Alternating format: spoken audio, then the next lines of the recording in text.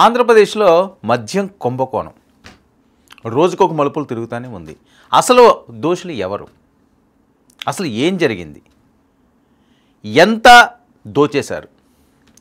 Liquor పేరుతోటి 1,00,000 కోట్లు అంటారు, 50 కోట్లు అంటారు, 30 కోట్లు అంటారు, ఎవరికి నచ్చినట్టు 1,000 కోట్లు, 1,00,000 కోట్లు ఇంక మాట్లాడుతూనే ఉన్నారు.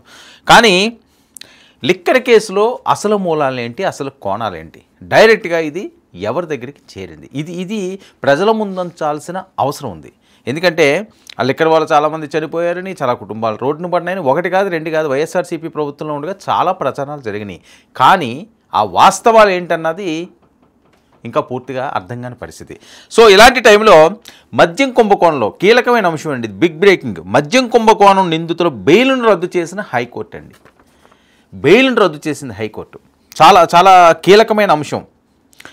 ధనుంజయ రెడ్డి, కృష్ణమోహన్ రెడ్డి, బాలాజీ, గోవిందప్పలకు ఏసీబీ కోర్టు ఇచ్చిన డిఫాల్ట్ బెయిల్ రద్దు చేస్తూ ఈ నెల 26వ తేదీలోపు జడ్జి ముందు హాజరు కావాలని ఆదేశించింది. రెగ్యులర్ బెయిల్ పిటిషన్ను ఏసీబీ కోర్టులో దాఖలు చేయాలని ఉన్నత న్యాయస్థానం తెలిపింది. ఎందుకు బెయిల్ రద్దు అయ్యింది, దీని పర్యవసానాలు ఏంటి, ఇంకా దీని వెనకతలు ఎవరు పాత్రదారులు ఉన్నారు, సూత్రధారులు ఉన్నారు అని ఈ అంశం ఇలా నడుస్తుంటే చెవిరెడ్డి ఫ్యామిలీకి దెబ్బ మీద దెబ్బ పడింది.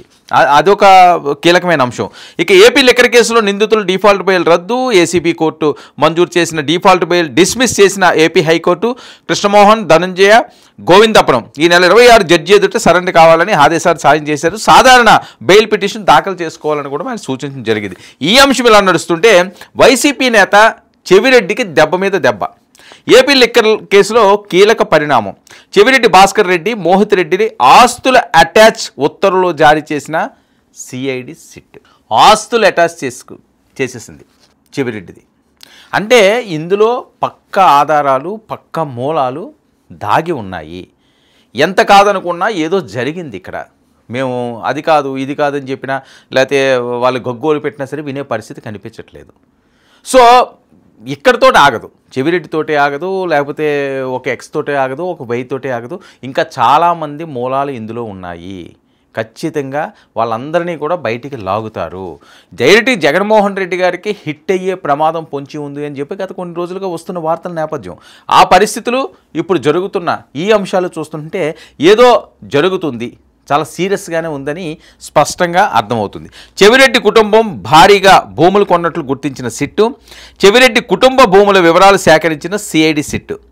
ఏపీ లిక్కర్ కేసులో ఇప్పటికే పలువురు అరెస్ట్.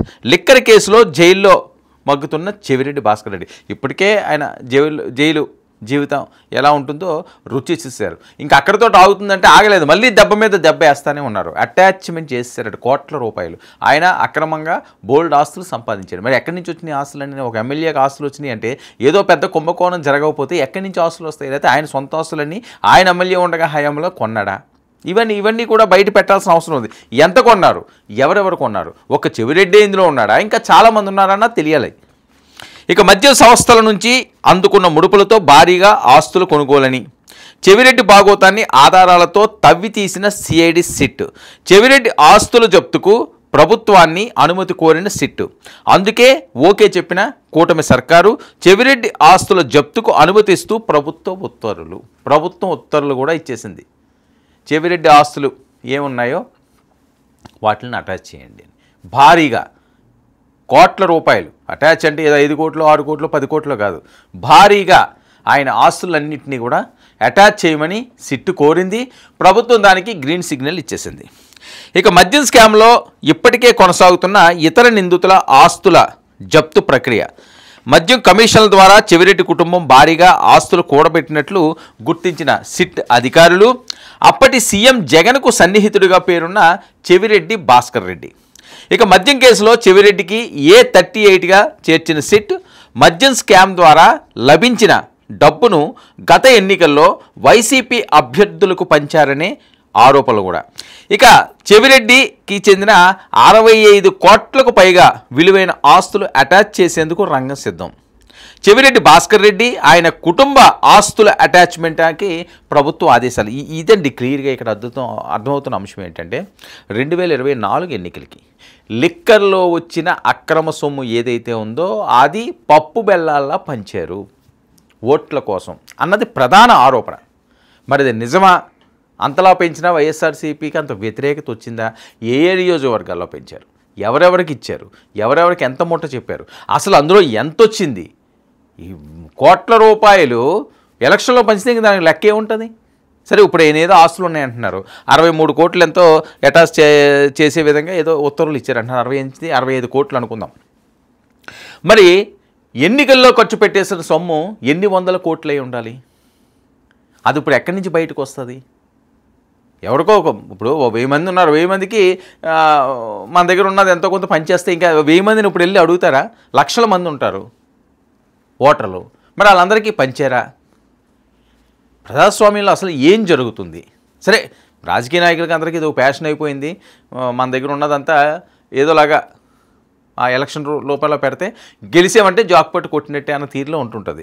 సో ఇక్కడేంటంటే లిక్కర్ సొమ్ముతోటి ప్రభుత్వానికి వచ్చిన ఆదాయం ప్రధాన లిక్కరు, ఏ ప్రభుత్వాలకైనా సరే, దాన్ని సొంతానికి వాడుకున్నారు, ప్రభుత్వంలోకి అది వెళ్ళలేదు, పర్సనల్గా వెళ్ళిందన్నది ఇక్కడ ప్రధాన ఆరోపణలు.